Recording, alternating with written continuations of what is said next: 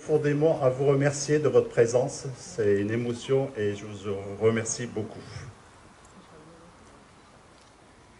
Mesdames, Messieurs les dirigeants de la vie associative, Mesdames, Messieurs les enseignants, Mesdames, Messieurs, mes chers élus, chers collègues, et surtout, chers enfants. Nous sommes rassemblés ce matin pour nous souvenir de ce qui s'est passé durant les 4 années de la Première Guerre mondiale, qui a commencé en 1914 et qui s'est terminée en 1918. Nous sommes ici surtout pour ne plus connaître de pareilles tragédies pour l'humanité. Après 4 ans d'une guerre mondiale, l'armistice, c'est-à-dire la fin des combats, est signé le 11 novembre 1918 entre l'Allemagne et les forces alliées, dont la France. Cela peut vous paraître loin lorsque nous regardons à la télévision les images de ce conflit meurtrier. Elles sont en noir et blanc, mais n'oublions jamais que sur ces images, ce sont nos arrière-grands-pères que l'on voit vivre, ou plutôt survivre, terrés dans des tranchées, affrontant le froid, la boue et le tonnerre de feu qui s'abattait sur eux jour après jour. Ils étaient jeunes, ils étaient paysans, ils étaient ouvriers, ils étaient instituteurs, ils étaient tritois. Ils venaient d'ici, ils venaient aussi du Sénégal et d'Afrique du Nord. Ils ont servi à chair à canon. Ils furent envoyés à la boucherie.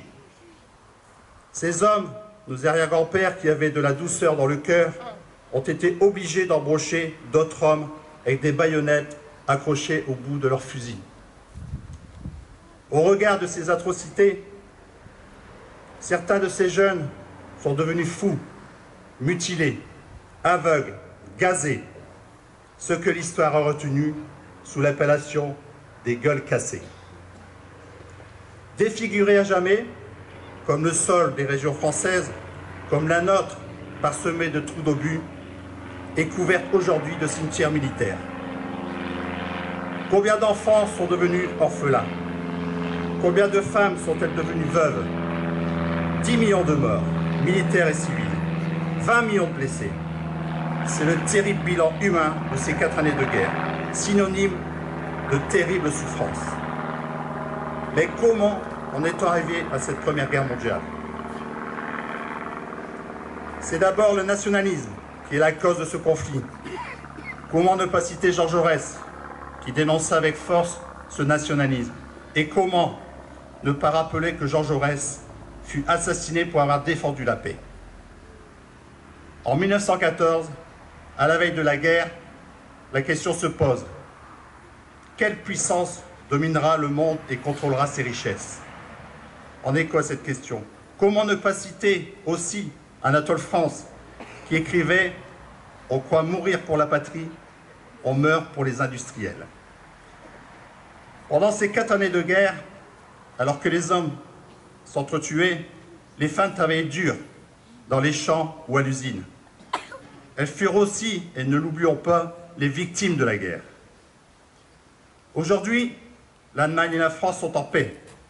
Nos 2 nations sont même devenues des moteurs de l'Europe. Avec d'autres États, nous avons pris conscience des valeurs communes de notre civilisation, la dignité humaine, le respect des libertés et croyances et d'opinion, la recherche du progrès. Ces valeurs, nous devons les affirmer haut et fort et les défendre ensemble. Si notre passé commun a construit l'Europe, parfois douloureusement, notre avenir doit le souder autour de ces valeurs. N'oublions pas non plus que 20 ans après l'armistice de 1918, l'humiliation, l'esprit de revanche, la crise économique et morale ont encore nourri la montée du nationalisme et du totalitarisme. La guerre de nouveau, 20 ans plus tard, est venue ravager les chemins de la paix. Dans notre belle devise nationale, liberté, égalité, fraternité, il y a le mot fraternité. Et pour être frère, il faut au moins un père ou une mère commune. Cette mère commune, c'est la France. Et peu importe qu'elle soit une mère de sang, une mère adoptive, elle est celle qui nous unit par le cœur et par l'esprit, par l'attachement charnel à notre terre et par la volonté d'être fidèle à ses valeurs. L'histoire n'est pas qu'une discipline scolaire, elle n'est pas non plus qu'une opinion, elle est surtout la mémoire d'un peuple.